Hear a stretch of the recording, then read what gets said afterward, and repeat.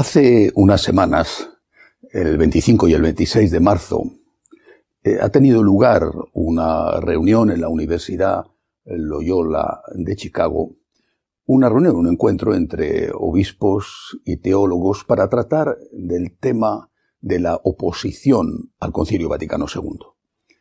En esa reunión han participado, entre otros, los cardenales Kupik y Tobin de Estados Unidos, también el cardenal Maradiaga de Honduras y algunos arzobispos, por ejemplo, el arzobispo de San Juan de Puerto Rico. En esa reunión se ha dicho que, o el objetivo de la reunión era decir que el que se opone al Papa Francisco se está oponiendo al Concilio Vaticano II. La oposición al Papa, que se ha apuntado directamente hacia los que quieren la misa tradicional, es una oposición al Concilio Vaticano II. Bueno, eso ha sido lo que se ha dicho, pero en el aire quedan algunas otras acusaciones, no solamente hacia los tradicionalistas, sino en general hacia lo que se ha denominado la oposición al Papa. Así no sería que el que se opone al concilio se opone al Papa, sino que por el contrario sería el que se opone al Papa se opone al concilio. ¿Quién forma parte de la oposición al Papa? Esta es una pregunta necesaria. Si el que se opone al Papa está en contra del concilio, ¿quién es la oposición al Papa? Vamos a ver algunos asuntos decisivos, importantes, que están en el centro del debate.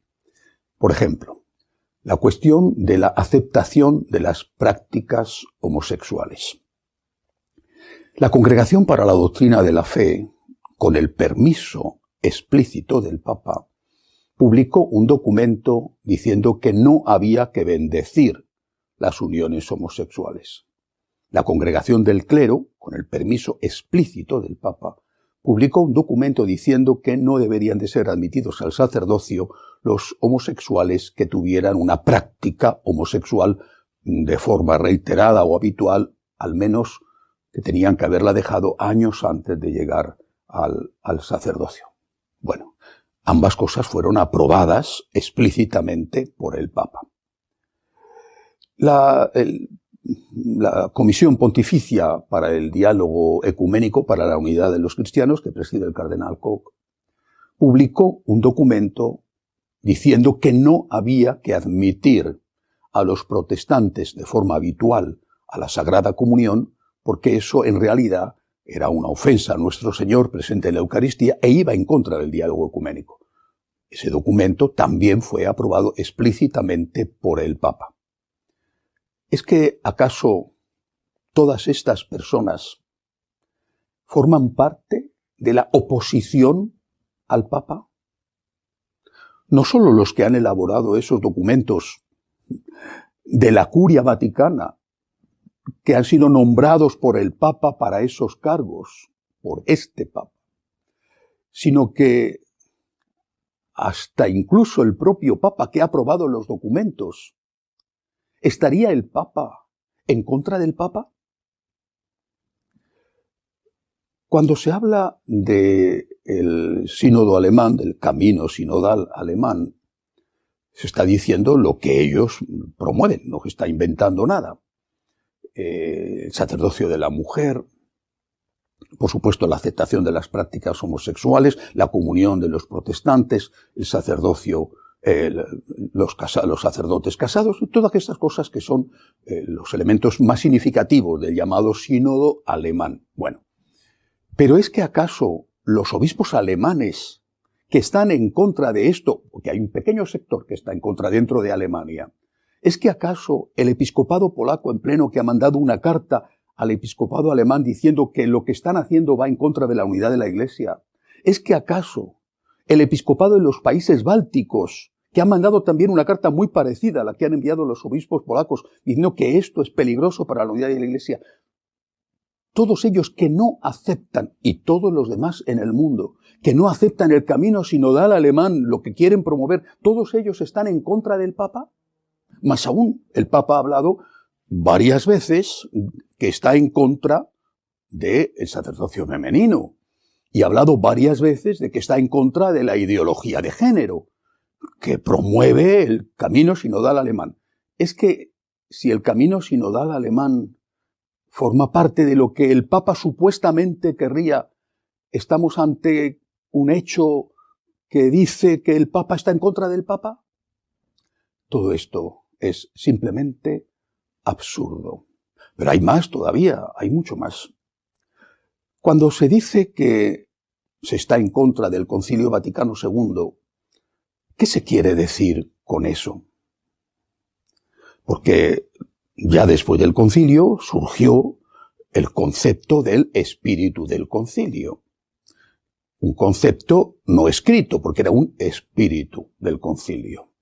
Ese espíritu del concilio decía que había que interpretar lo que sí está escrito en el concilio, había que interpretarlo con una hermenéutica de ruptura con lo anterior, la palabra de Dios y la tradición.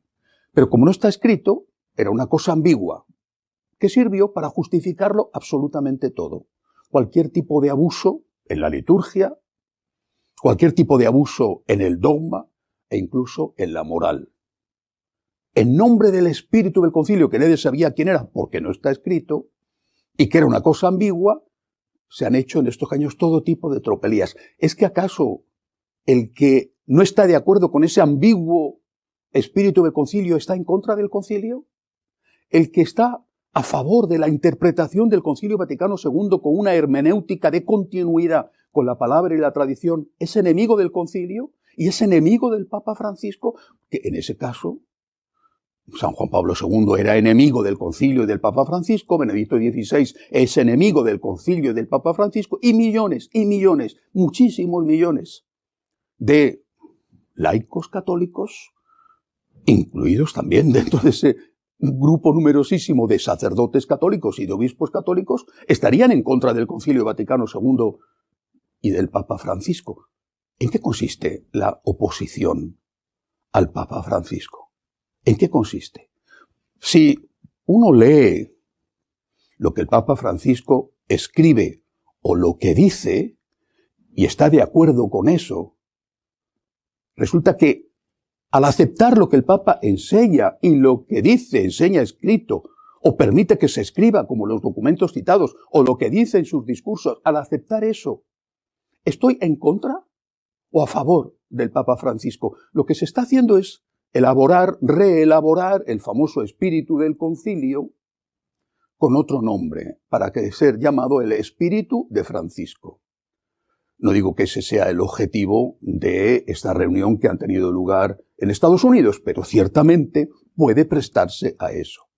Y según esta teoría, incluso el Papa Francisco, con sus palabras y con sus escritos suyos personales o publicados con su permiso, incluso el Papa Francisco estaría en contra del espíritu del Papa Francisco. Con lo cual, si yo acepto lo que el Papa enseña, resulta que, siendo fiel al Papa, puede ser contrario a lo que el Papa desearía. Porque, según ellos, el Papa que está criticado con aquella carta que escribió a la Iglesia Católica Alemana, el Papa que ha criticado los excesos de ese camino sinodal, eso en realidad no sería lo que el Papa de verdad quiere. Según estos, del espíritu del Papa Francisco, que es el equivalente al espíritu del concilio, que sirve para hacer lo que cada uno quiera, según estos, el Papa dice no a una cosa, pero en realidad dice sí.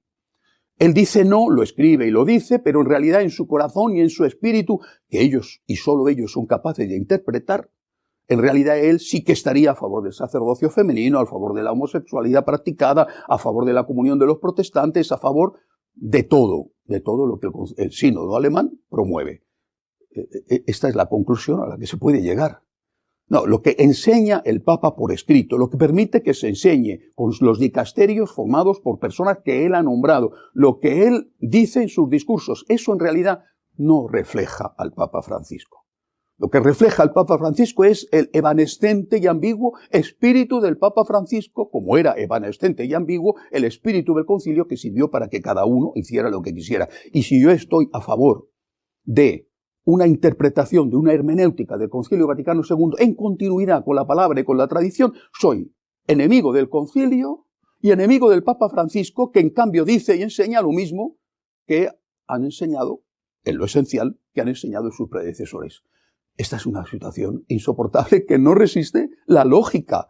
O esto se aclara, se termina de una vez con esta historia de la oposición al Papa Francisco, o mejor dicho, se aclara de una vez quién es la oposición al Papa Francisco. Dígame usted si formo parte de la oposición al Papa Francisco porque acepto sus mensajes, pero no acepto un espíritu del Papa Francisco que no sé lo que es. Soy enemigo del Papa Francisco porque acepto lo que él dice, lo que él enseña, lo que enseña el Vaticano, la curia vaticana actual, no solamente lo que ha enseñado el Vaticano II. Soy enemigo del Papa Francisco porque aceptando todo eso, resulta que no acepto un espíritu del Papa Francisco que no sé en qué consiste, pero que según estos, o algunos de estos, según ellos, es lo que pretende el concilio, el sínodo alemán. Si no estoy de acuerdo con el sínodo alemán, soy enemigo del enemigo del espíritu del Papa Francisco, aunque esté de acuerdo con el Papa Francisco, y soy enemigo del concilio Vaticano II. Esto es una esquizofrenia.